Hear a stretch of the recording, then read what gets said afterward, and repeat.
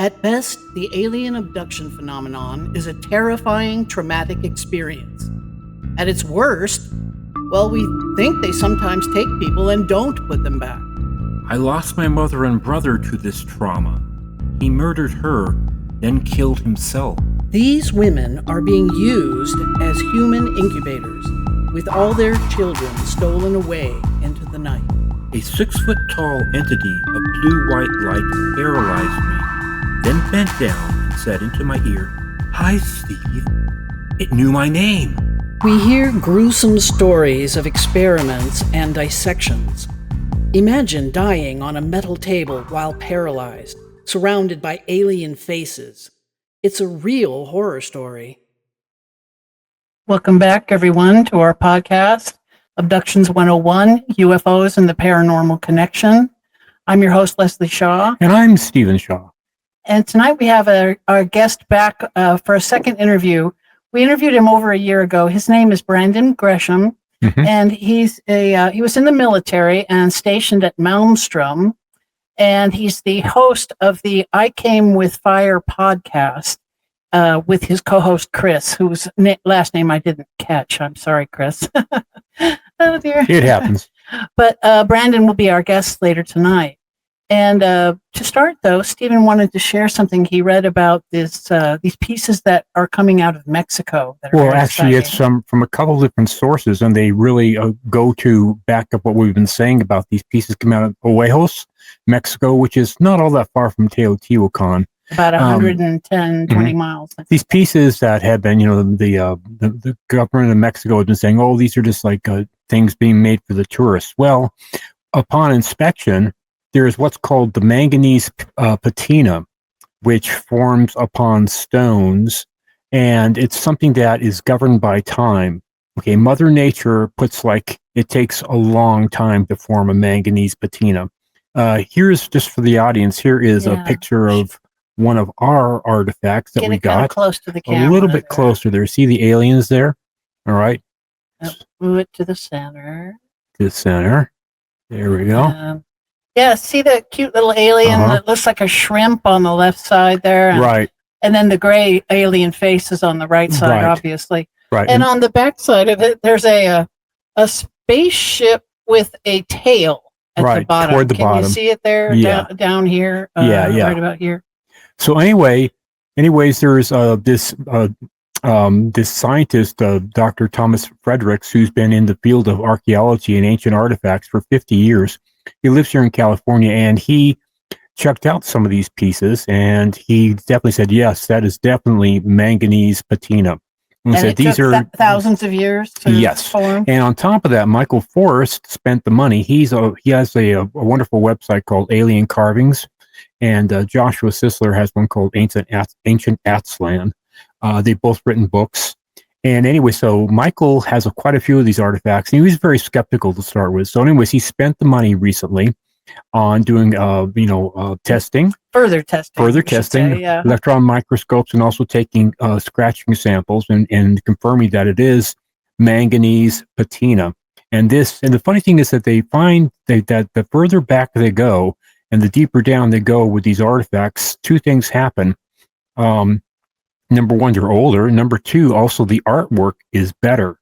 Okay, so right now it's coming back that, yes, they're testing anywhere from 9,000 to maybe up to 30,000 years old. I think 29,000 was 29,000. And they're doing what's called terrestrial nucleotide testing too, which has to do with argon content and things like that. So we're slowly catching up to having the ability to date stone. Yeah. Okay, we're getting closer. Carbon-14, does have its limitations up to about 50,000 years, where it starts to get less accurate. But we're finding that there are other ways to date things, and that was a mind-opening for me, and eye-opening as far as the manganese patina, because I knew there had to be something there's the desert paint, like you have the desert rust. The desert rust takes a long time to form, and we have multiple examples of that out here in the desert. Yeah, it becomes really hard, and if you break it, then it's gone. Right. So let me see this again. So is it the brown stuff here that is the manganese? No, This one doesn't. This one may not have this it one doesn't on have it. it? Oh, Maybe okay. on the back, but there are other pieces that are older that definitely for sure That have it. Okay. Yes, it has more of a purplish haze to it. You know. Jimmy, yeah, we only spent $500 on ours. Yeah, which, yeah. Was still a bargain. How cool it is. It's amazing that it's backing up our theories and what Sitchin said, that there was a presence of the Anunnaki here in the New World much earlier than we thought and we knew. Or at all. A lot of people don't believe that they were here at all, but there's more and more evidence showing that they were. That's true. Okay. All right. We'll be back in just a few moments with our wonderful guest. Okay. Good evening. Are you wondering if the UFO phenomenon is real? Are you wondering who is flying the UFOs in our skies? Are you wondering if aliens are really abducting people? Then you need to read this book. The book is titled Who They Are and What They're Up To. Find out the true identity of the aliens. Learn a very brief history of the UFO cover-up. Find out where the aliens are hiding. Find out why our government is in league with them. Learn about their bizarre hybrid breeding program. Find out why their technology is 13,000 years ahead of ours. The reference section of this book alone is worth the price. Again, that was Who They Are and What They're Up To by Leslie and Stephen Shaw. Now available on Amazon and coming soon in the Spanish and Czech languages. And soon to be in English and Spanish audiobook. With a new foreword by fellow author and abductee Karen Wilkinson. Again, that was Who They Are and What They're Up To by Leslie and Stephen Shaw, now available on Amazon. Welcome back to our show, everyone. Abductions 101, UFOs and the Paranormal Connection. I'm your host, Leslie Shaw. Hello, I'm Stephen Shaw. And our wonderful guest tonight is Brandon Gresham. Am I saying it right? Gresham or Grisham? Gresham, like Gresham, Oregon. Yeah. Sorry. Pronouncing it right is important. And Brandon was on with us before. We did a show together. He was stationed at Malmstrom, and we were riveted to hear that they're still having UFO activity there, as we suspected they probably would. And they definitely are, right? Yes. Yeah. So I've known quite a few people. Like I said before, I was there for almost 8 years at Malmstrom, mostly worked in the weapons storage area that's there. I did some law enforcement too.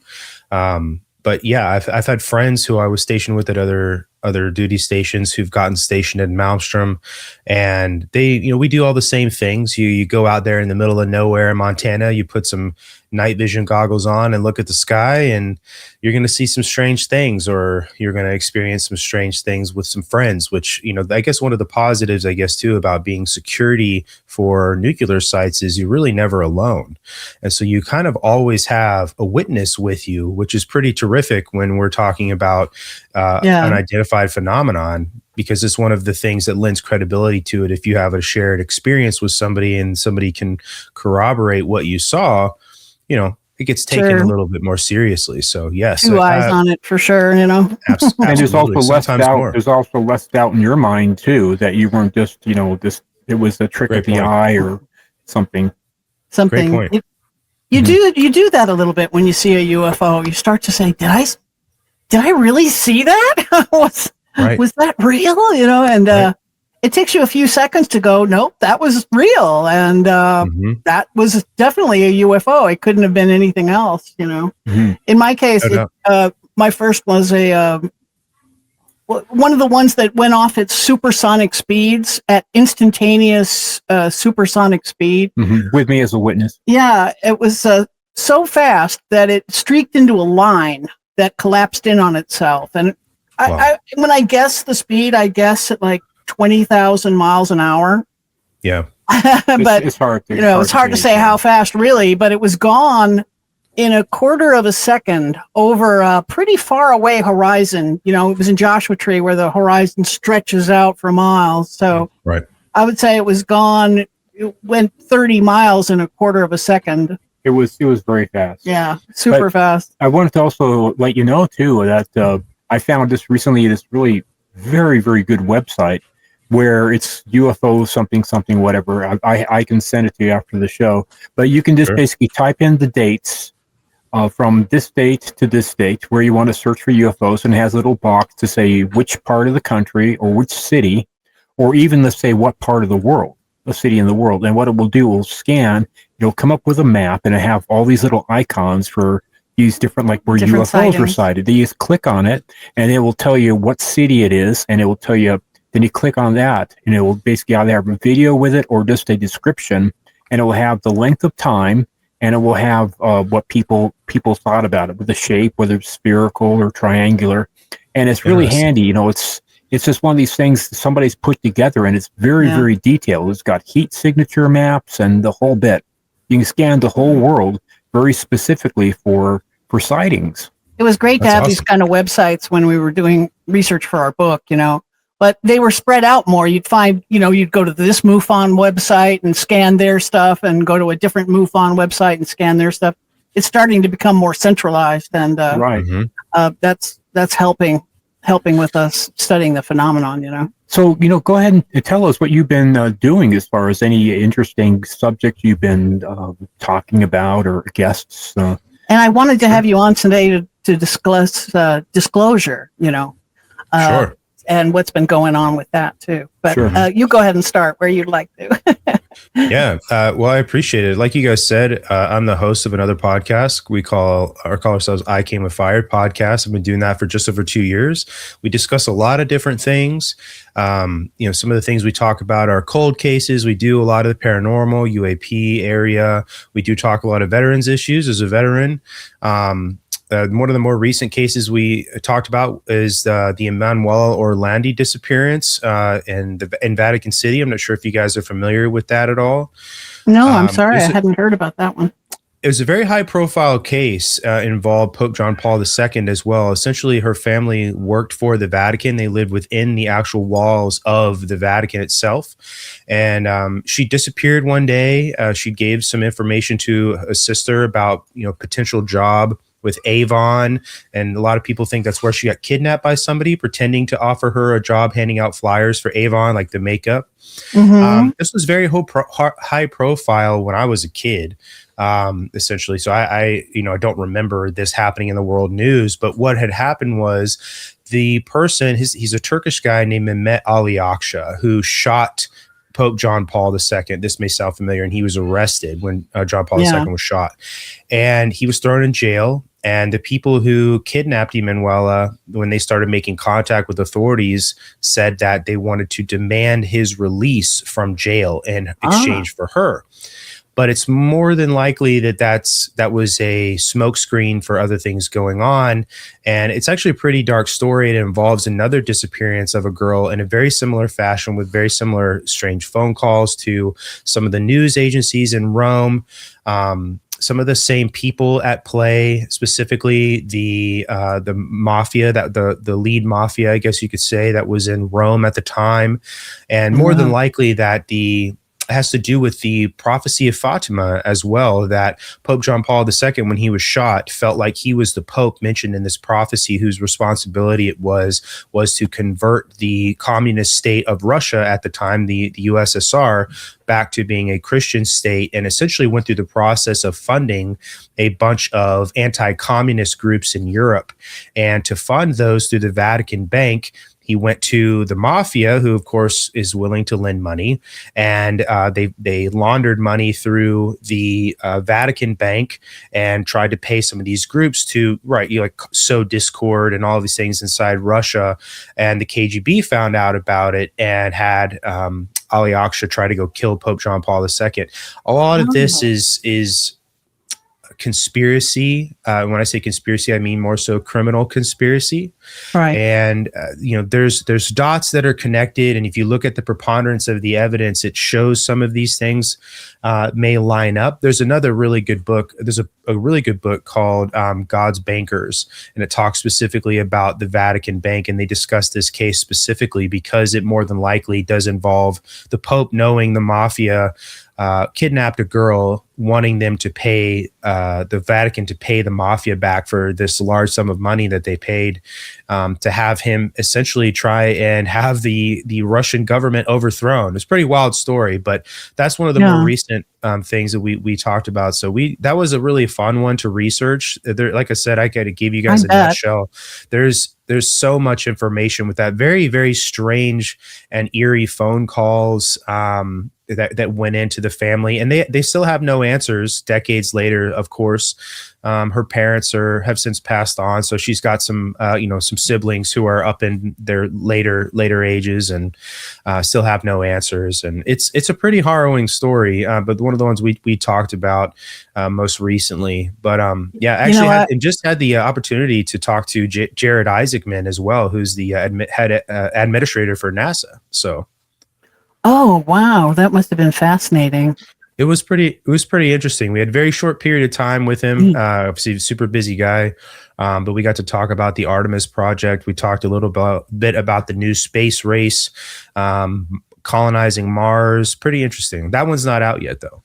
Fascinating. I went to the Vatican when I was in my 20s, and when you go there, there's various tours you can take. You can take the Meet the Pope tour, which of course is really popular with Catholics. But I wasn't Catholic, and I wanted to see. The tour I took was the Vatican Vault, and it's hard to believe that they would ever have to borrow money from anybody, because when you walk through the Vatican Vault, first of all, just the door to the place, it looks like the entrance to NORAD.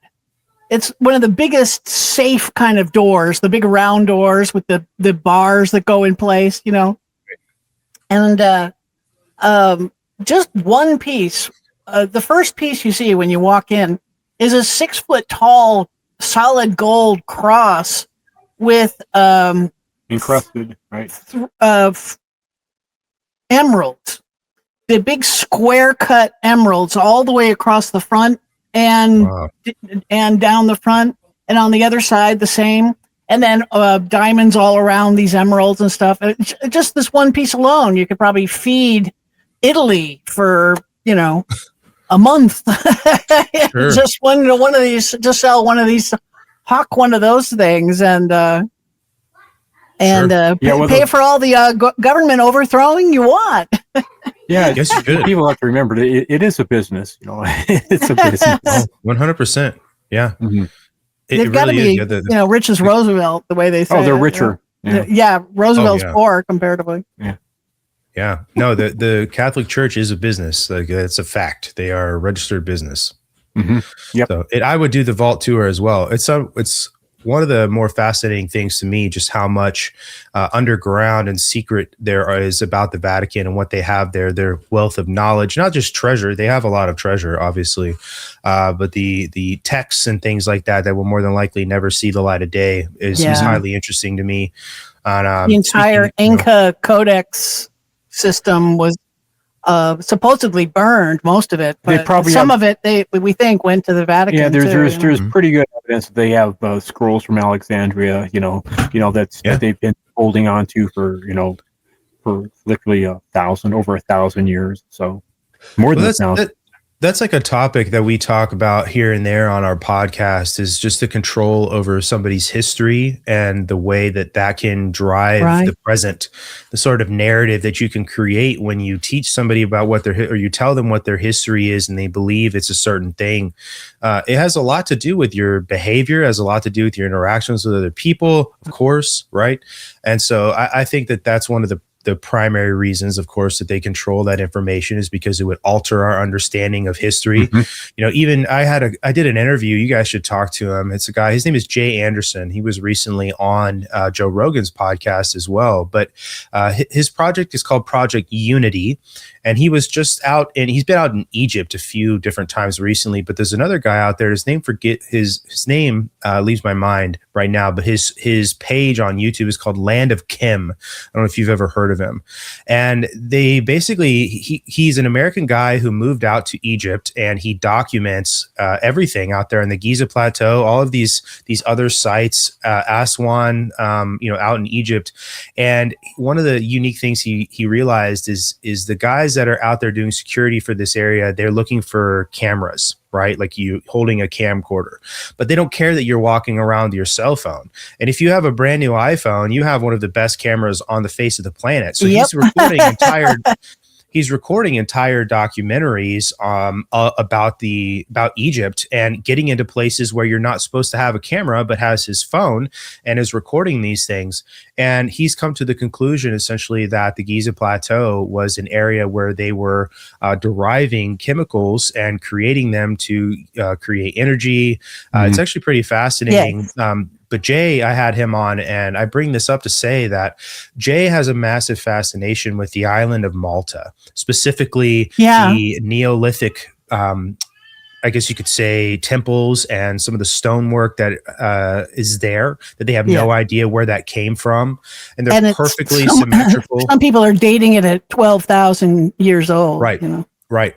And so I say all that to say that, the island of Malta, of course, has had a presence of the Catholic Church for a very long time. It would make, just using that as one example of an area where there could be a stolen history, as it were, to hide from other people about the actual lineage of human beings. And so that's partly what I think is some of the things that the Vatican has, just an assumption of mine, of course. Did he talk to you about that? There's an interesting story about the hypogeum, how a woman, she in the 20s. Yeah, in the 20s, she was with a small group, and she and this tour guide broke away from the group. She wanted to go down this one passage, and he took her down this passage, and while the other group was resting, and there was a place where she could get down and look into this giant cavern, but he couldn't get down too, because there's only room for one. So she went down onto this ledge and was looking out over this huge cavern, and across the way, there was an opening, and in this opening, these men walked out of this hole, and they were essentially described as the Nordic aliens, the tall Caucasian men with long white hair, and they were beckoning her to come to them, right? And which of course she didn't do, because she was smarter than that. Wise. And so they back out and go back to their group and leave. But she told this story, and it goes along with our theory about this underground world that is essentially has the higher technology, and they're the ones launching the UFOs in our skies. We call them cousins because we think they're a breakaway branch of humanity that broke away about 12,850 years ago. But you already know that. We think it was to escape the Younger Dryas comet impact. Right. So that particular story really resonated with me because, of course, it lines up with our theories. And the hypogeum is acoustically perfect. And, just and it just goes deep. It goes amazingly deep. There's caverns there that, and they think they lost an entire school class down in the hypogeum at some point. And it was one of the reasons they used as an excuse to close it off to the public. They closed most of it off, yes. But I think it's because of the giant skeletons that they found inside of it. Malta is known for possibly being where the land of the giants, because of all those the grave sites. I forget what they call them, the funerary sites. The Nuragis. I mean, they're literally I think thousands of them on the island, and they're just And sometimes they have a giant skeleton in them. Hugh Newman, who's done a lot of work on the giants of England and America, has also done work on the giants of Malta and Sardinia as well. Yeah. And Italy. They're known to be giant skeletons were found in Italy as well. Yeah. Well, it's interesting too. I don't remember if I've talked about this with you guys before, but Native American cultures are constantly discounted when it comes to their lore and their history, the way that they talk about themselves. And a lot of them have stories of giants. A lot of them, the ant people are another really interesting thing. You listen to the Hopi talk about the ant people; they look exactly like a gray, and it's interesting. You know, it just gets treated. This stuff is treated as just myth and therefore written off.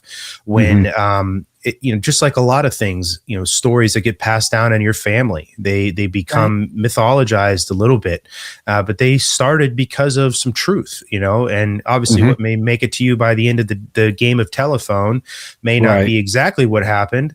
But I just don't think that this idea that human beings have been making up things for thousands of years is a way to. I mean, obviously we teach things through parable, but not everything is parable, and not everything is just made up because we didn't understand everything. I think that there is a larger amount of truth and a little bit more credit should be given to our ancestors, especially when you're looking at things like the hypogeum, when these is supposedly at the time when people are running around with stone tools and copper tools doing these things, which would have no way of making something as marvelous or as perfect as the hypogeum. So it's like, which is it? What theory are we going with? And you learn too about some of the sites that what's the organization that's trying to cover up Göbekli Tepe, that's trying to cover that up as well. World Heritage Society or something. The Smithsonian, the ones. No, I think that's. But I know what you mean. They're going around and defacing Sumerian tablets and Sumerian. There's this artifact. Yeah, this group is going around defacing artifacts in the name of some religion. But they're all dressed like businessmen, and they have, those communicator things in their ears with the that come out to a little thing. Well, you in see front of your military maneuvers. Yeah, they look like they're Men in Black doing Men in Black stuff. And they're ruining a lot of old Sumerian stuff. The thing that amuses me is that because I was a carpenter and a cabinet maker for many, many years. My dad was a master, but I built houses and I've done a lot of that stuff. And doing anything like the hypogeum or the pyramids or anything like this, it takes a blueprint. Okay, it takes a plan. It can't just do it just by saying like move these rocks. It has to be an organized, systemized. You have to have mastery of archaeology, of architecture, mathematics, astronomy. You have to have all these things mastered, and you have to be able to teach people, and you have to be able to make the tools to be able to do this. So to say that we weren't intelligent and we weren't well advanced, especially like with all the things about the flood. There is pre-knowledge of the flood going to occur. I mean, there's 1,200 different myths around the world, all pre-knowledge. So you better, almost all of them start with a warning. A warning that was at least a year or two in advance. Okay, it had to be to be able to get people to build an ark or to build Darren Kuyu, digging underground, or to have a chance to be able to survive and take your technology. So there must have been advanced astronomy. Okay, and there was a plan. There was a plan to be able to save the people that were able to be saved. Not everybody could be saved, but there was plans and there was advanced scientific knowledge. So we were very, very advanced, and we just we think we even had a starting to rediscover that now. Now we have SARS and we have satellite technology. We found where the city of the Anunnaki was down in South Africa and Mozambique. Going back 200,000 years. They're finding the remnants of this huge city complex with hundreds of miles of roads, just where the Anunnaki were supposed to be, in the lower kingdom. And it's amazing. And these ancient mines, they're testing the detritus at the bottom of them and coming up with these 200,000 years 200 to 212,000 years old, just what they were supposed to be. Which, predates, not only predates modern man's mining abilities, it predates modern man. That's Homo sapien we're talking about. Not Homo sapien sapien, but Homo sapien. Right. Yeah, exactly. Yeah. And so we think, Sitchin is probably being vindicated in his grave right now, we can see Posthumously where you can vindicated, see how big and where the city was. And they said it was at the meetings of the Three Waters. Well, you have Maputo, which is the capital of Mozambique. It's got this huge natural harbor. And then you, of course, got the Indian Ocean there. And then you got the Zambezi in the Congo. And then you got Lake Nasaya above it. Victoria Falls. So there, all these convergences of water pathways, and we have the evidence now. You can see it. Michael Tellinger and Richard Wade's work. They found over 2,000 mines over the past 20 years. 2,000 mines that go back, and they go down. Some of these 1,000 feet. They go down really, really far, and it's just like that. The evidence is there, and also the new evidence they're finding underneath the Giza Plateau. The structure under the Giza Plateau is supposed to be 10 times larger than the combined mass of the pyramids on top. It's enormous. Going down 1 kilometer or 0.26 miles. And we've been expecting them to start finding some of this deep underground infrastructure based on our theories. We've been expecting them to be found eventually, and sure enough, it's starting to it's starting to come out that it's real. Pretty exciting. Yeah, I'm excited. Did the NASA guy talk to you at all about 3i Atlas? No, we didn't talk about that. It was like I said, we stuck pretty close to those topics about Artemis. We did talk about Mars a little bit.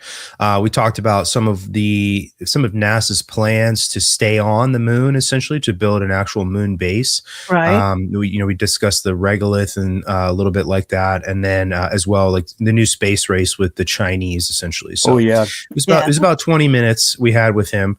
Obviously, pretty busy guy, but no, we didn't discuss anything like that. And what is going on with the Artemis? Yeah, so they had some delays. He said he couldn't get into some of the delays, like what they had going on with it, but essentially that there's going to be several different launches, eventually leading to another moon landing, and then this time to stay. And NASA has basically a very large charge from the Trump administration to build a moon base and to stay there and let the United States be the first country to build a permanent residence on the moon. We talked a little bit about what that would look like. He attributed it to looking like a junkyard at first, because one of the goals that NASA has is to use attritable craft, meaning that they're cheap and expendable and can be made over and over again quickly, rather than having these large drawn out industrial processes. And that would mean essentially leaving a bunch of junk on the moon as they go to and from until they can build something more long-term and clean it up. But that seems to be the direction a lot of things are going as well, is attritable craft, and, talking more about warfare now. But that was it, wanting to have a nuclear base on the moon, wanting to be able to mine on the moon, wanting to be able to use the moon as a launching off point, to Mars, essentially. For a Mars mission, And wanting NASA essentially to be able to fund itself through what they do on the moon, so it no longer has to survive on taxpayer money. Essentially was one of the things that he was talking about too. So there's that fuel source H3 that apparently there's a lot on the moon, and within the regolith of the moon, that's one of the things that they're looking at mining. There's a bunch of things that they want to mine. I know that I saw maybe about a month ago, there was a report that was done on some of the other materials that they have there on the moon that they're hoping to get, but that essentially there was a blacklist of materials as well that they didn't include in the actual like unclassified report of what they were hoping to take away from the moon and use. There's of course a bunch of speculation about different energy sources and fission and fusion and all that cold fusion and all stuff. The H3 is supposed to be it's a type of fuel source that is like much more efficient and cleaner than nuclear energy. And apparently, over the past couple of years, I've read about that is apparently the moon has a lot of that. And it does. The discovery of water on the moon actually makes a base possible, because from what I understand, we couldn't make a base there before we realized there was water there, because there was nothing we could turn into nitrogen. There's nothing we could turn into a breathable air source, but we can make a breathable air source from water, I believe. Yeah. Yeah, we didn't discuss that specifically, but yes, you're right. There's been ice discovered on the moon, and being able to do that to thaw it out and create oxygen. I mean, wouldn't know the science on that, but yeah, that makes that a very big possibility. And the other thing with it too is up front, it'll be mostly run by autonomous craft and like artificial intelligence run. Right. That's the way to do it. Robots and things. Yeah, absolutely. Yeah. Eventually, They don't have to breathe. Right. You don't have to worry about. Eat. They have to go to the bathroom, Yeah, you could get them running on solar power, essentially. Yeah. They'd be fine. But no, so that would be like step one prior to having human beings on the moon permanently. But that was sort of the quick nutshell snapshot he gave us there, and 5-6 minutes talking about before we jumped onto something else. But yeah, pretty interesting stuff. Certainly. Instagram's. Sorry. Have you had guests on that have talked about the possibility that making self-replicating robots and stuff, that eventually at some point they're going to develop enough intelligence? Like, for instance, Elon Musk is saying right now in the news recently that by no later than 2007, AI will be definitely more intelligent than human beings. If it isn't already. Probably. So, if you look at the whole more of the negative or the more sinister viewpoint, that they're going to kill us all. That they're going to find that human beings we're basically really inefficient.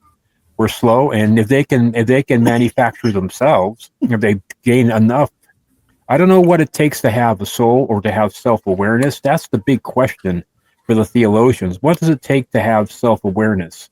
I mean, what makes a robot, that an android, whatever, that is so intelligent and so self-aware? When do they develop and decide that their masters are really not that good? Yeah, when they look at us and go, "Boy, humans are flawed in so many ways." Yeah. I think that artificial intelligence is obviously its sense of morality comes from what it finds online, but then also they're literally called weights. They program these weights, and this is what helps the AI, the LLM or whatever, you determine what's good and what's bad. And the morality obviously is plugged in by a person. I don't think you could ever have an artificial intelligence with anything as close to a soul, right? Just personally, my beliefs as a Christian, that would have to come from God.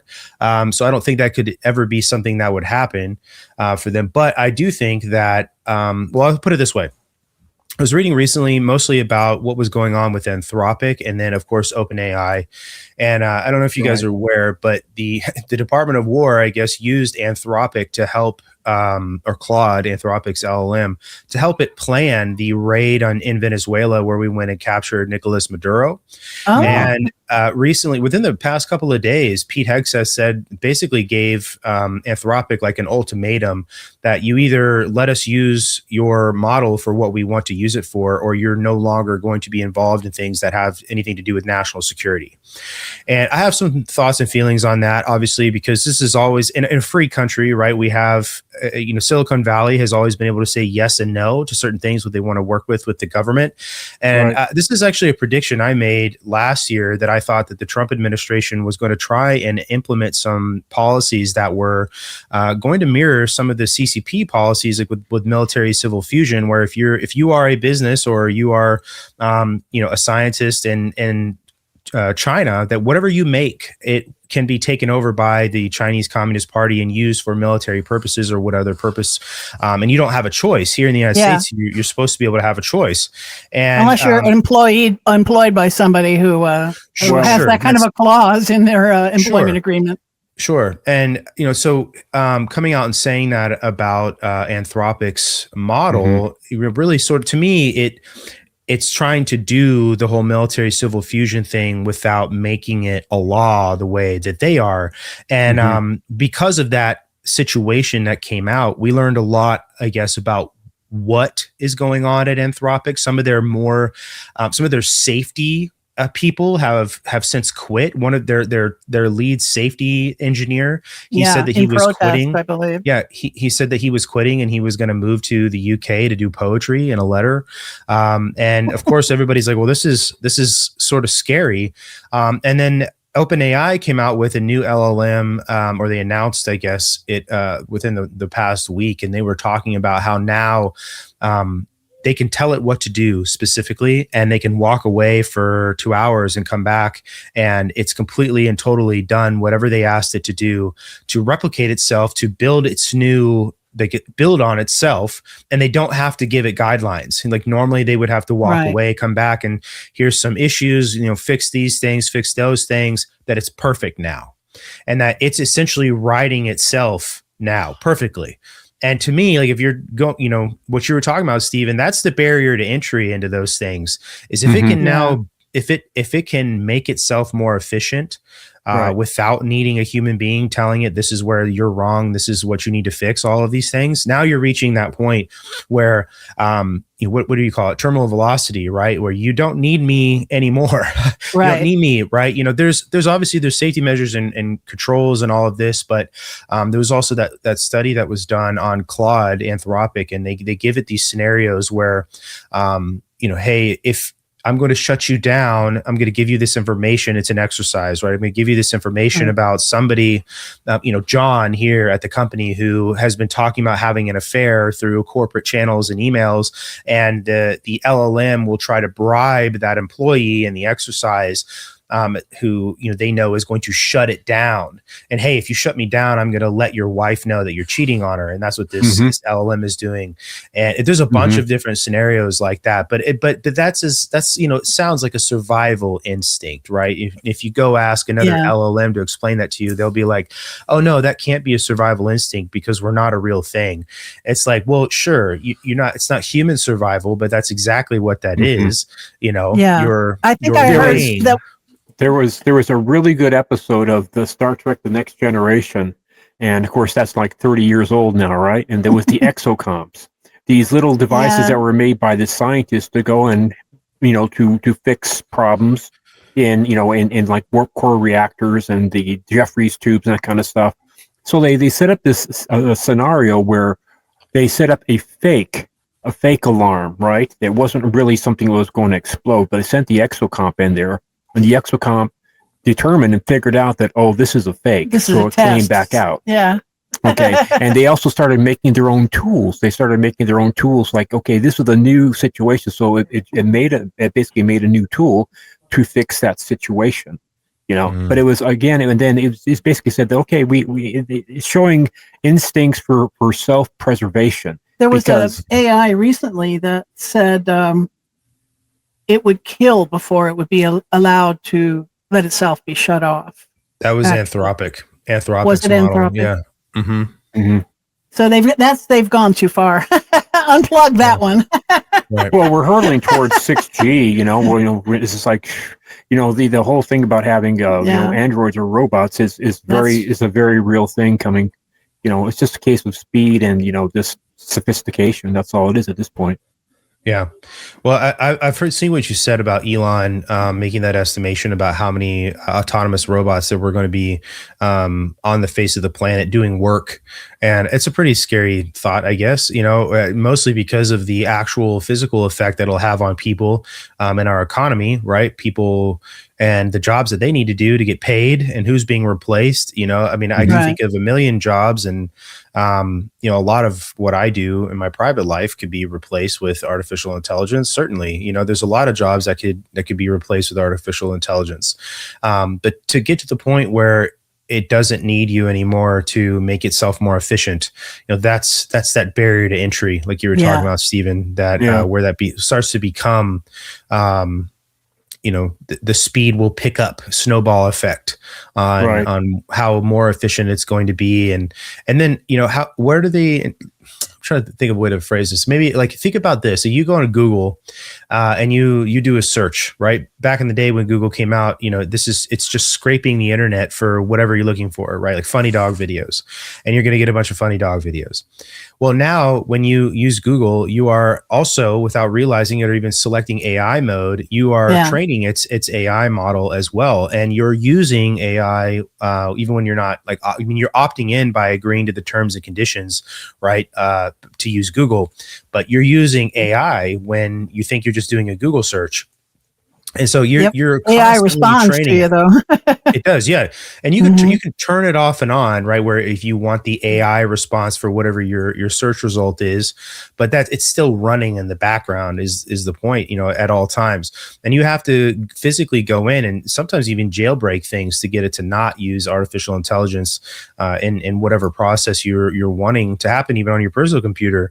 And it's just everything that we do now. We were worried about data sovereignty, and I think that's over. Even though people are still very concerned about that. When data, your own data, and the sale of your data, that to me is just like a total lost war, in my opinion. Yes, that battle is lost. It's time to give it up. It's been lost for a long time. Yeah, it's just.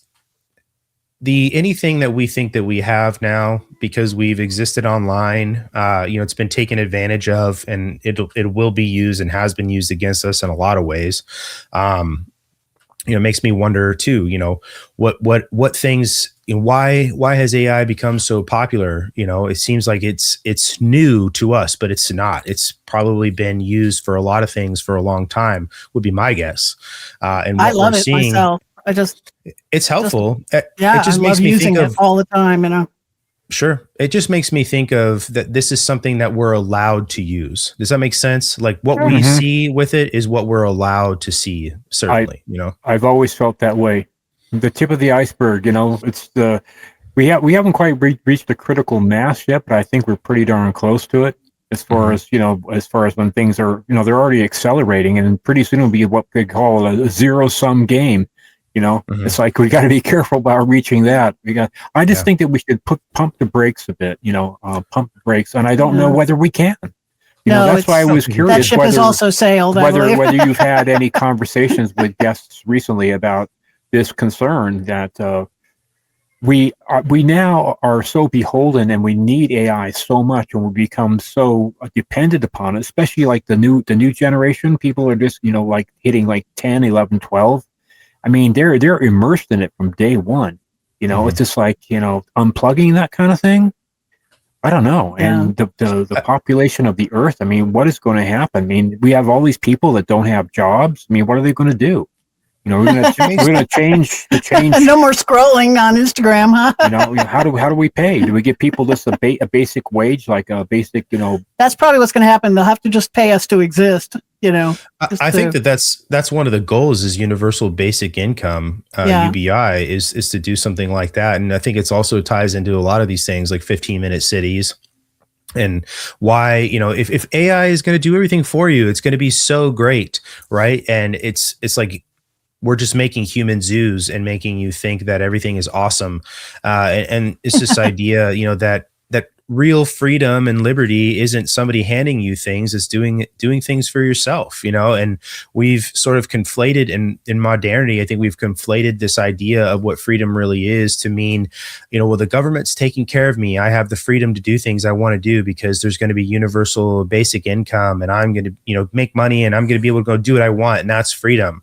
Well, that's not freedom. Freedom would be able to be, self-sufficient and do these things. And you don't need, the involvement of a larger apparatus to come in and hand you everything day to day. We've sort of conflated those two things, I think. And, I don't think there is any turning back as well. There's never going to be a return to this like romanticized version of humanity unless some sort of other cataclysm were to happen. And maybe that's what did happen before, maybe we'll all start over again. We'll all start, the Great Reset 2.0, or 3.0, who knows? And, I think that's it. And we're at the point where we're just waiting for whatever is going to happen. And then we have such minimal control over anything. And this is turning into a conversation now, like in my brain about like neo-feudalism almost, but like that's just how I interpret a lot of this stuff and the illusion, I guess, of choice and everything else. Oh yeah. That's just been an illusion for a long time. And then we, in the mix, at least on our end of the world, there's the possibility of disclosure.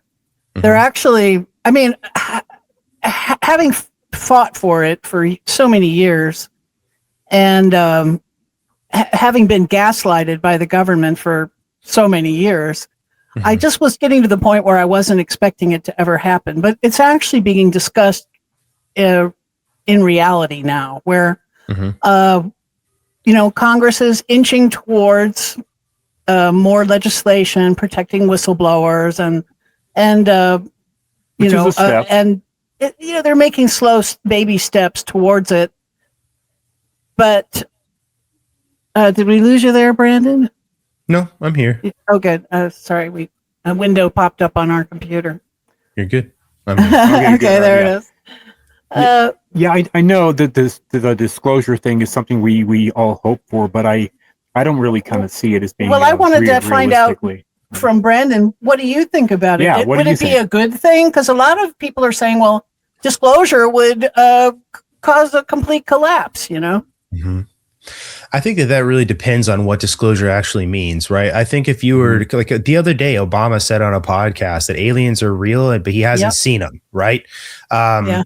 I frankly, I mean, I believe him. Why? Just to me, it makes the most sense that the American president would know that there's other things out there.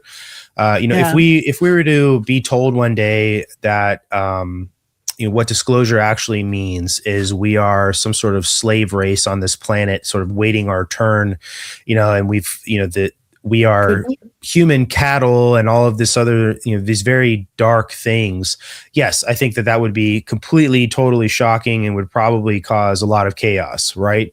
And if we were just, if the government came out and said, yeah, we've got some of these reverse engineered craft, and here's all these photos from these gift sites all over the world that we've recovered, and here's all this documentation we've made with governments over the past several, decades, where, we'll pay you money if you just give us this stuff, and we've recovered it and we've learned all of it. And this is where stealth technology comes from.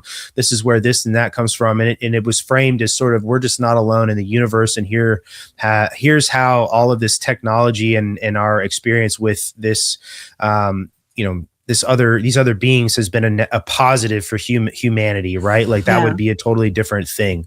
I think it's going to cause ripples no matter what. Something like that, would I just like a more benign admission of the reality of that, of course, I think would cause a lot of ripples in like more of religious communities. Yeah, I was going to say religions might topple. Yeah, all the women who've been abducted and have basically been impregnated and had their fetuses stolen, like Karen Wilkinson, who wrote the foreword to our second edition of our book, military background too, and she's met her 4 hybrids at one time, and she said that and she's very Christian, she said they have no souls. They basically looked at her with contempt. She's been abducted numerous times, had a lot of health issues because of it. Very, very well spoken and well written. And you just got to see from the standpoint. I mean, I've had so many missing times too. I've had my sperm stolen. Yep. And then these beings, our cousins, have been with my family for at least 4 generations. Okay, so I've had my sperm stolen. Women have had themselves impregnated, had their fetuses stolen. So you're going to have to deal with that whole thing. Are we really just a convenience for them? Yeah, I mean, why are they breeding with us? Because they can. And talk about the lawsuits these women could file. Yeah, and where did Uncle Joe go? Intergalactic... Where did Uncle Joe go? He went out hunting with a hunting party. He's gone. He's gone. He was just sitting there by himself. Right. that project, Missing 411, David Paulides. I mean, these are things you just can't explain, except that they all have dramatic backgrounds. Mm-hmm. Yeah, a lot of abductees have that kind of background. Yeah, which gets back down to the Aryan stuff again, like we're talking about. Yeah. When we talked last time, refresh my memory, did we talk about my manager that I worked with when I worked at the on-base gas station in the UK when I was a teenager? Did we talk about him at all? Remind me. It sounds vaguely familiar, but I may not be remembering it right. Okay. So I'm not going to say his real name, but I'm just going to call him John again. That's not his name, but John is, John Smith, manager John Smith. One day him and I were just talking and I told him about an experience that my brother and I had out at our house in Beck Row in England. And it was about some UAP that we both tracked down the street, and him and I were talking in the break room. And he's an Air Force veteran. He was a retired Air Force guy. I can't remember what he did in the Air Force now. But he was like, oh, he's like, yeah, I'm not surprised. He's like, there's a lot of activity like that around here. And this is, I'm like 19 at this point, right? So this is 20 years ago. And, I was like, oh, wow, what sort of activity? Like, how do you know, is this an interest of yours? I haven't really met other adults, right, who were interested in this sort of stuff outside of like my mother, and I wanted to know. He's like, well, I've had a lot of experiences in my life and they're pretty scary. He's like, I don't like to talk about them. And I was like, okay. I was like, well, I would be interested in hearing those things. And he'd mentioned that he was writing a book, and I was like, well, I would like to hear about him. And he's like, okay. And he went and got me later that night, and we went into one of the manager's offices, and he basically told me his like life story, essentially about how he'd been abducted when he was a small kid, when he grew up in Alaska. The first time that it happened to him, he was out riding a bike, and a craft had landed along this dirt road out in front of him, like, far enough to where he could see it, and that he was essentially abducted. He was shown his house from the sky. He was shown that there was something growing inside of him that they were going to remove, otherwise he was going to die. And like now, as an adult, he's deduced that was probably some sort of cancer. Wow. And he had been abducted several times as a child, and each time was pretty benign like that. They showed him his house, showed him, they took him out up into space and showed him space. He talked, things that would interest a kid, I guess. And he said that it kind of stopped into his teenage years, but when he joined the Air Force, and of course, a lot of bases, especially in the Cold War, had nuclear weapons, a lot more than they do now, because we used to have a lot more tactical nukes, the ones that you would attach to a plane, and those used to be more evenly dispersed around the world than they are today. But anyway, so the general interest of UFO and the nuclear weapons that we had, he started having all these really, really terrible nightmares, and the experiences, he was essentially reliving these experiences he had as a kid, and they were all going bad. Like they weren't ending well like they were when he was a kid. And at first they started off as nightmares, and he kind of assumed that maybe it's stress. The Air Force is stressful. I'm a young guy in the military. Maybe that's what this is. And then he started having abduction events again in his life, and these were not pleasant abductions. And he said that in one of the interactions, he was told that he was selected a long time ago, and that this was always going to happen to him, and there was no use fighting it. He needed to get over it. And they took semen samples from him. They did a bunch of other tests, and he said that this has happened his entire adult life. And he said it got to the point where he was nearing the end of his military career, where these experiences, the very terrifying ones that we were just talking about, it sort of started to assuage, and they became these conversations. And he said that he was told at one point, thank you for putting up with all of this, and now we're going to tell you some things that are going to happen in the future, and it's your job to tell other people about them. And he was shown these events in the future, and what he needed to do to tell people about him, and why he was writing this book. And I have since tried to find him. I'm not going to dox him and put his name out there, because I've never found a book under this guy's name, like on Amazon or any other website. So I don't know what happened, right? Whether maybe he passed on before he had the opportunity to finish, or maybe something happened and he decided not to. But we had this huge, it had to be like almost 3-hour conversation one night, and I was supposed to be working. It actually got one of the people I was working with mad at me. But within the week, he had a really, really bad car accident, and he came into work and he had a neck brace on. And I remember just asking, because we'd had that conversation. I didn't see him because our shifts didn't line up. And then the next time I saw him, he was back at work with a neck brace. And I had heard as well that he'd been hit in an intersection, like he got T-boned in a car. And I asked him, I was like, oh, what happened? And he's like, they're mad at me. And I was like, what do you mean? And he's like, well, I talked to you and really, really great detail, and probably too much detail. And he's like, this is my retribution for talking to you about this stuff. And it freaked me out, because I rode a bike to work at the time, and I started worrying, oh man, something's going to happen to me, because he had this conversation with me. But he was dead serious, that he felt like what had happened to him, getting hit and almost dying in his car. And then his wife had gotten into a car accident like a few weeks later, and she was seriously injured.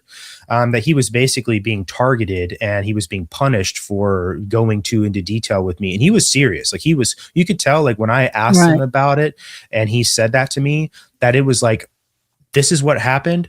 and I'm not going to talk to you about this further. Fuck off. Like basically like we're done. And we never had another conversation. Like it was also, he was mad at me about it. Yeah. It was very, that has stuck with me because my of whole his life. indiscretion. It's not your fault, right? You know, but Sure. he kind of blamed you for it, huh? Well, Sure. They've been angrier with Stephen.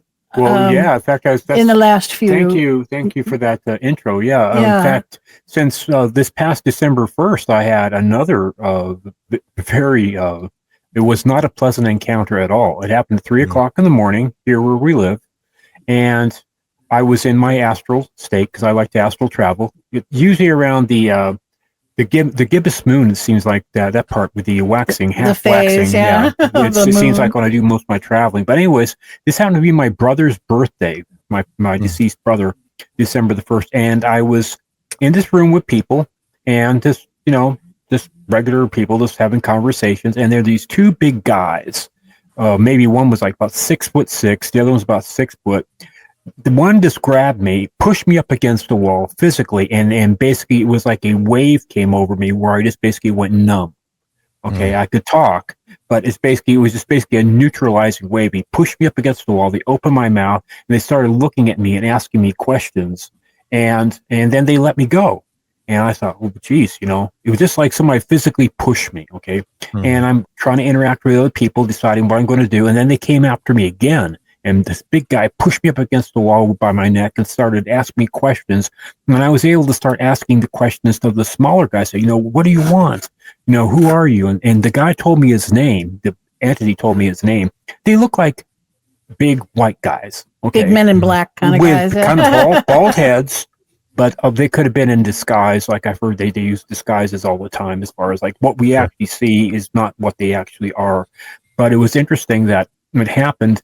Yeah, these things tend to happen to me when the moon is in the gibbous phase, and they are very, very. They happen like the one recently too, where I was on an operating table and I could see my brain was being scanned on these different screens, and there was like these tall grays around me that were dressed like doctors, and they're actually physically zapping my brain, to saying, this guy knows a bit too much, and I could actually feel the physical zaps in my brain. Okay, so.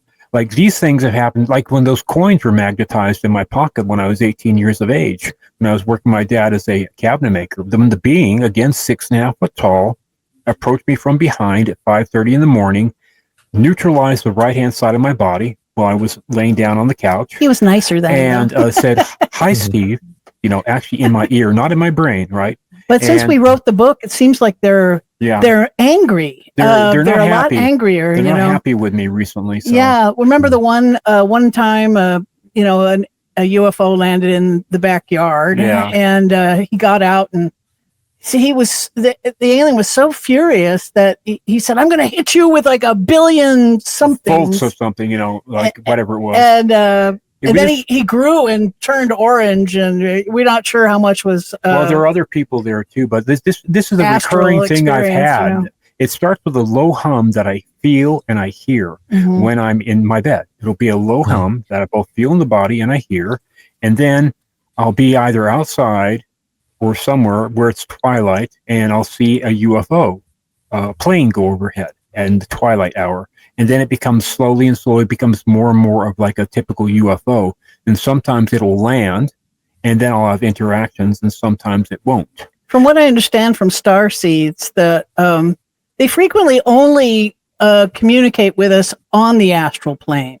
They don't always physically take you, but they'll take your astral body.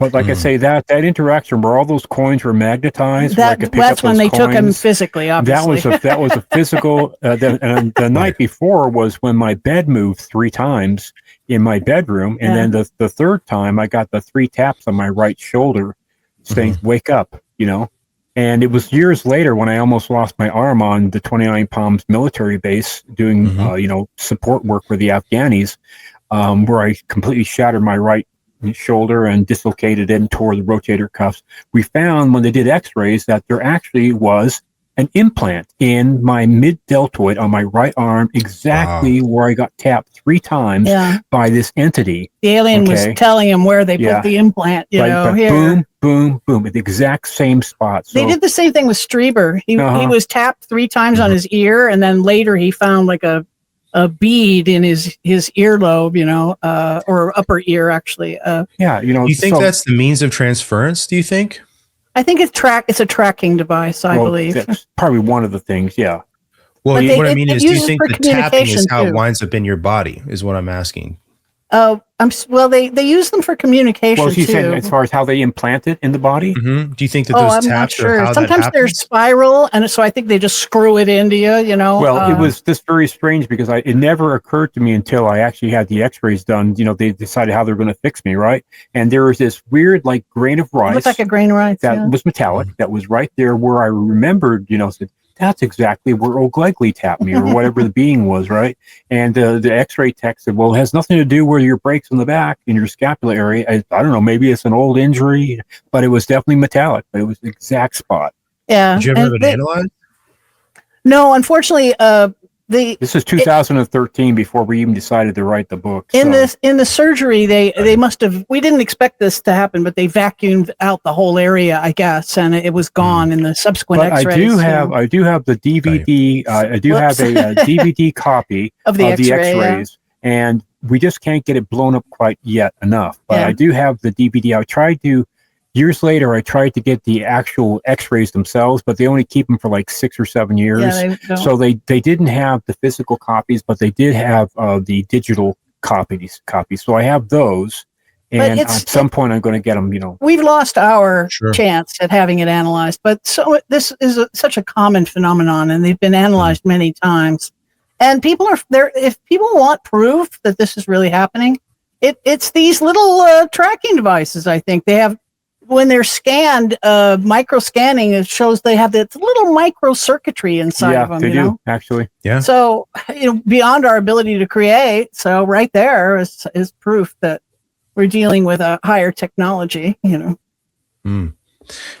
No, that's the tracking thing is really interesting to me because they are so different. I've seen plenty. I've never seen one in person or had myself checked out to where there was one discovered, but I've seen enough, some of these, they look so different. It makes me wonder why, are these because they're different models? Are they because they're from a different group?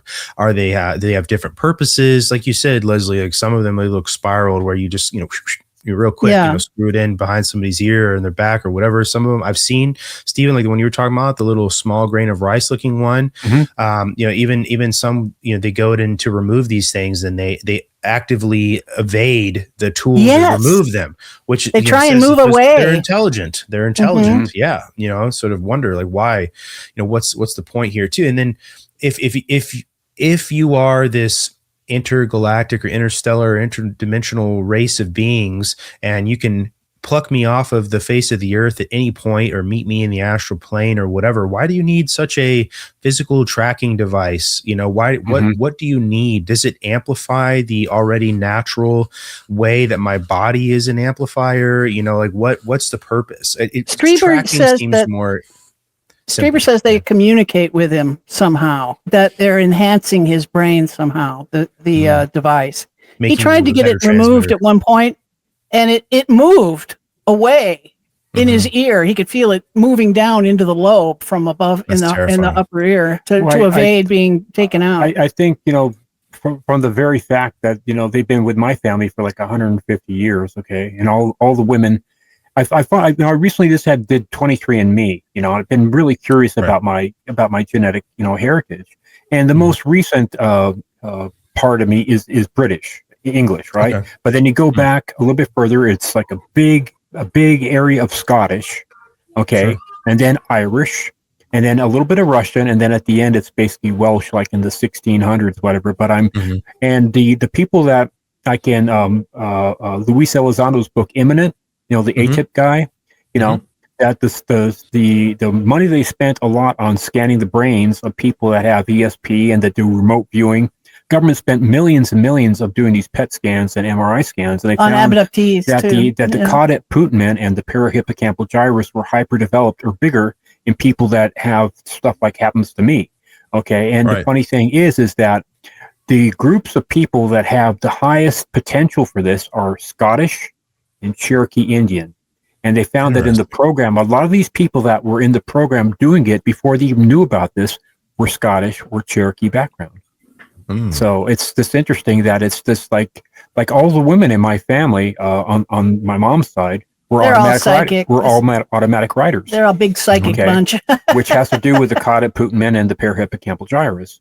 So it's just interesting how also maybe they're being selective about who they want, maybe for their own genetic needs or for their own ability to procreate themselves. You know, possibly they become less viable, you know, and they look at us as a source of, you know, new DNA. And that's also why they also like people that are younger, that are less polluted. Like my brother saw the tall gray when he was 16, you know, and he had no clue about any of this stuff. You know, when he was 16, for me, it was 18 when it happened to me. And I was very pure at that time. Sure. So, before we get into drinking and whatever else we do to ourselves. Well, no more, but anyway. But yeah, I think that it really bespeaks that they need us. That's why they are breeding with us. The thing that made us realize that they're human, that there's a lot of stuff that made us realize they're human. There's the hair of the alien that tested out as human, and the fact that they can breed with us just by having sex with us, that points to them being human. Right. But sorry, I lost my train of thought there. It had something to do with the we're talking about The implants or your heritage was? No, it's okay. You know, there's a lot of things that point that they have a need for us, and they're basically opportunists, and they're basically they don't want us to reveal that they are basically us, that they are basically humans that are more evolved humans that are using us. You know, that would go into the whole idea of like we're actually really a slave race, or that or maybe they just basically really want us out of the way. That's why at least Karen Wilkinson says that she feels and sees that what they're doing with this hybrid program is to replace Homo sapiens. They're kind of breeding it. We think they're breeding us. They're trying to breed us out, kind of, over in the long term. In the long term, yes. And we think they're trying to just change us from the inside out, and possibly it could be towards reintegration with us someday too. You know, but I remember what I was going to say. The fact that they're after Caucasians mostly,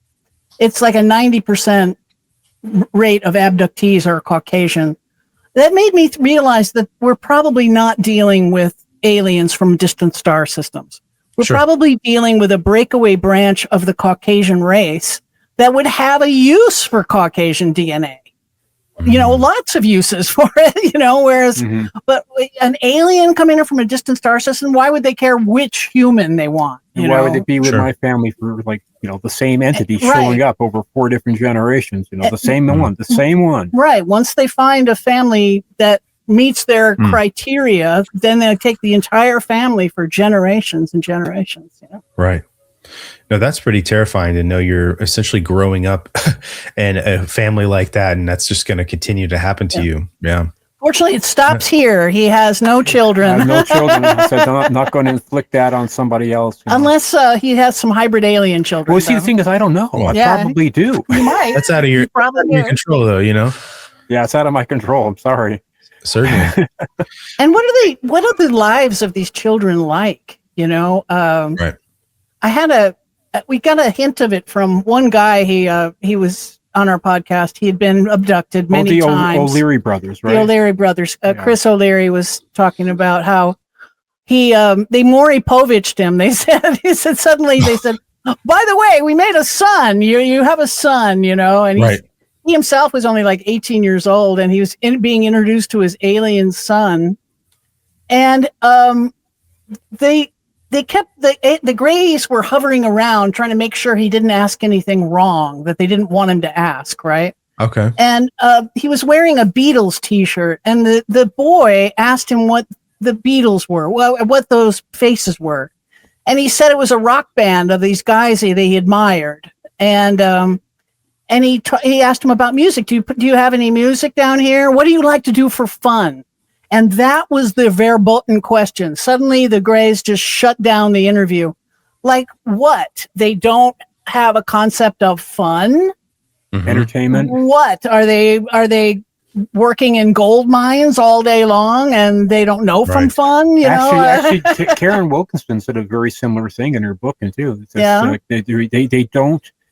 Well, she says that they don't have souls in the way that we understand a soul.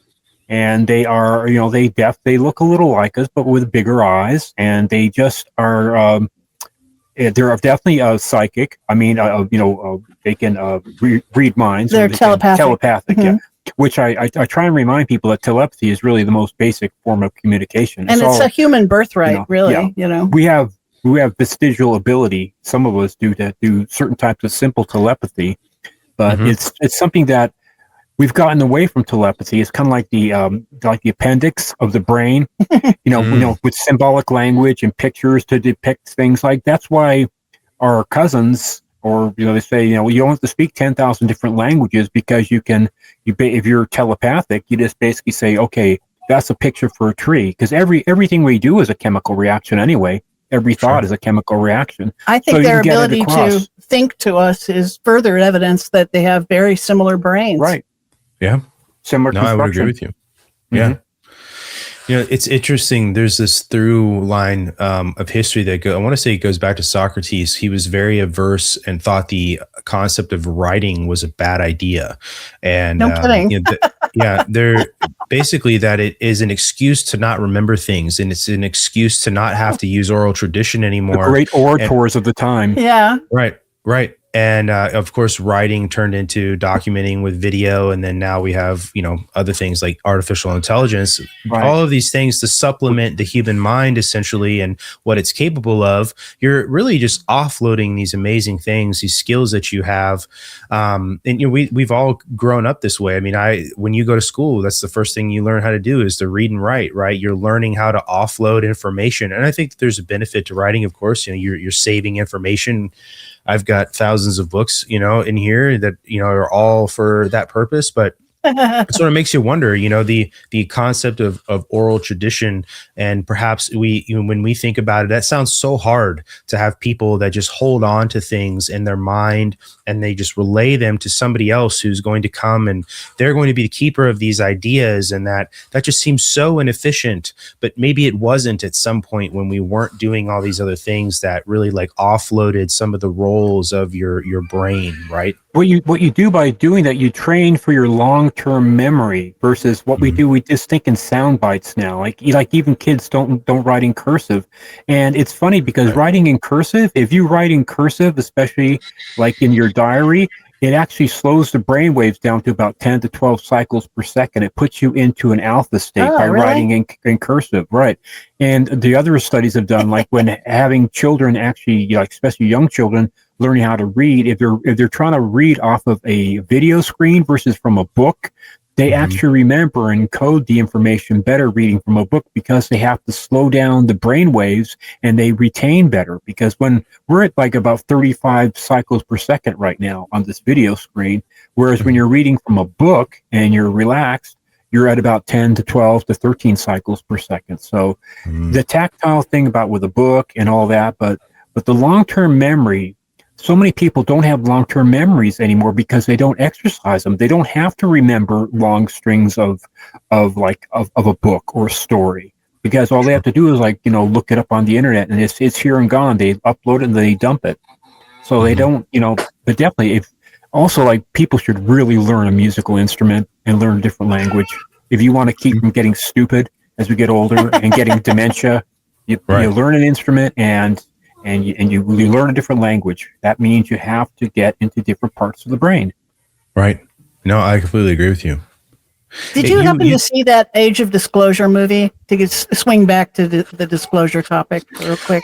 I've seen the trailer. I have not seen the movie. Have you? I highly recommend it. And I can send you a link for it I found a free place to see it if you want.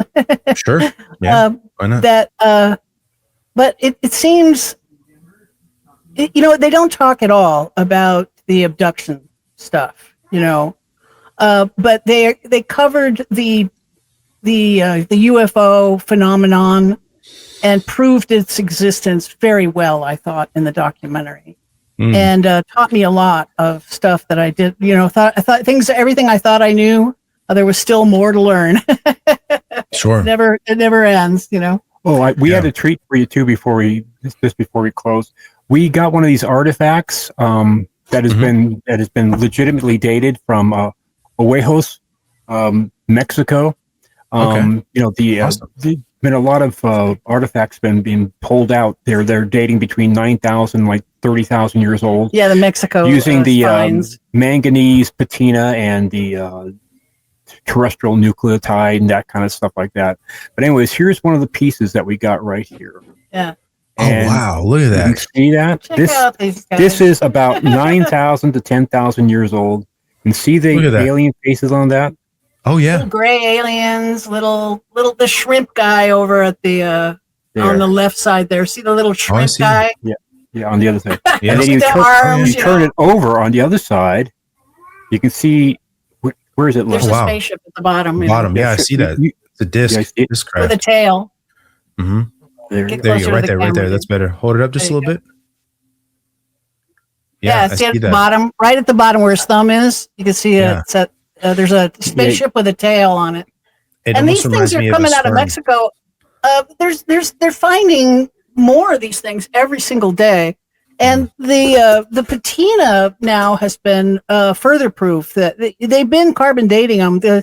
Sometimes they have like little inlays with something glued in, a piece like gems, a little precious stone or something. And there's grasses underneath them. The grasses, they're dating back with the carbon dating. The glue is from a natural source, so they were able to carbon date it. And sure enough, the other recent thing they discovered with the manganese patina, right, takes thousands of years to form, and they've just recently confirmed that is the patina that's growing on some of these things. With the electron microscope scanning and with doing samples and that kind of stuff, and actually looking at it, it's something that Mother Earth can only produce so quickly, and it cannot be faked. So these artifacts, and the older they go back, the more sophisticated they are. Yeah, the better the art. We're talking about going back 20, 30,000 years sometimes. Yeah, and this predates the land bridge thing, the Bering Sea land bridge thing. This is the Mexico and into Central America and even into Peru. They're finding these, proving the Anunnaki presence in the New World for sure. In my opinion. Yeah, I agree.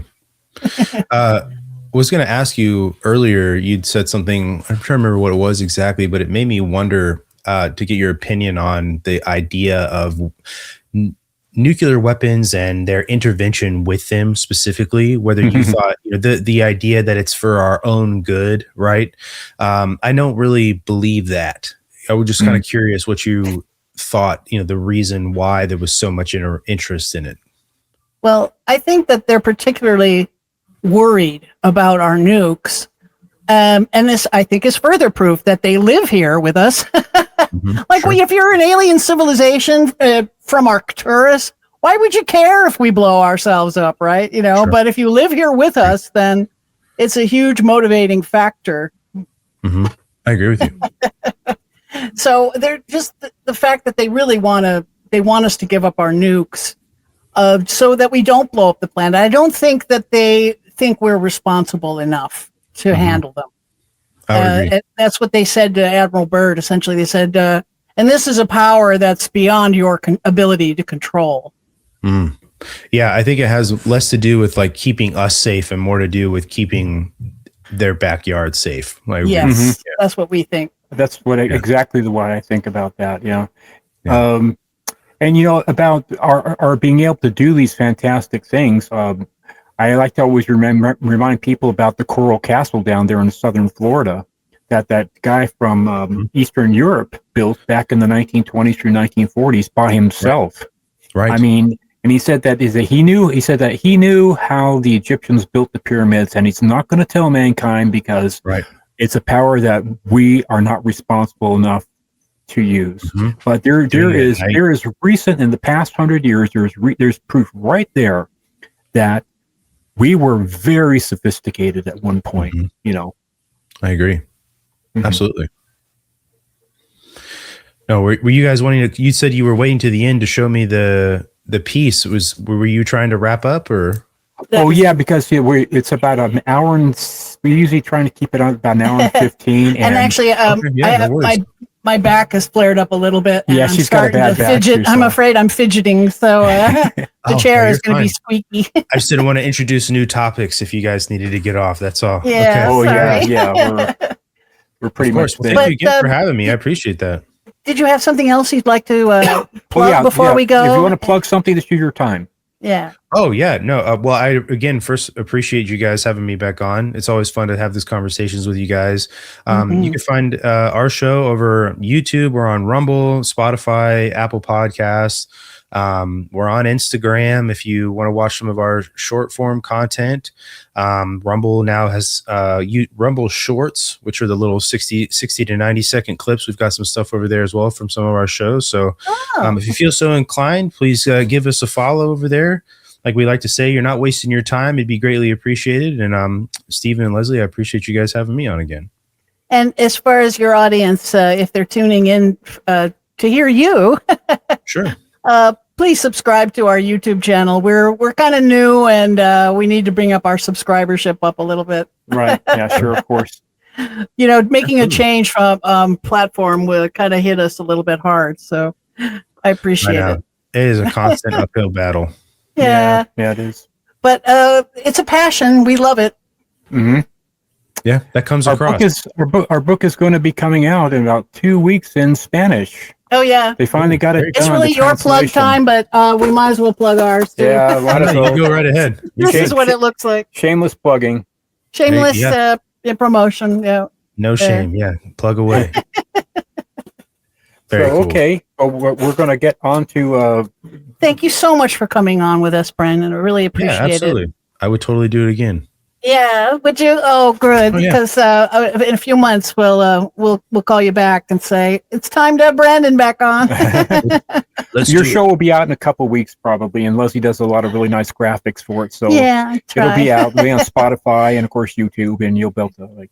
Although I'm not sure how many people actually watch podcasts rather than listen to them, you know. But I do make nice graphics for them, you know. It's funny. We have a Discord community, and one time, this was like about a year ago, somebody had said that they would watch our show. They'd turn it on in the evening on their TV because they'll just use the YouTube or Rumble app on their smart television. Yeah. And that like blew my mind. I was like, well, I'm on somebody's TV in their living room, you know, like that's kind of nuts. So I think that more people watch than you probably realize because of smart TVs and having some of these apps that, you know, used to just be on the phone now on these smart devices. Yeah. I think it's a little daunting to imagine my face giant on somebody's television. And 80 inches on somebody's wall. Yeah, exactly. I'm going to have to, address my pores or something. Our documentary's been on the TV. So. That's true. Yeah, that was fun. We actually have a documentary called Who They Are, and it's slowly creeping up in popularity on Roku and Plex and Tubi and Apple TV and Zumo and Fossum and Relay now. Yeah. So, it's just, because we're small potatoes. So it's just, I feel like we're climbing this ladder really slowly, but that's another thing. Maybe go out there and give it a watch for us, everyone. Yeah, absolutely. Well, thank you again. Okay. Leslie, you're kidding me. What? Our merchandise store is up? Of course, my darling. All of our amazing concepts of shirts, mugs, and bumper stickers are ready to go. No way. Even my brilliant Egyptian concept that no one else ever thought of before? Yes, that one too, and lots more. All at our new store at etsy.com/shop/abductions101. Wow. I want a shirt and a mug and... Well, Stephen, and all our curious listeners, just go to etsy.com/shop/abductions101 to see all of our unique designs. I'm going there.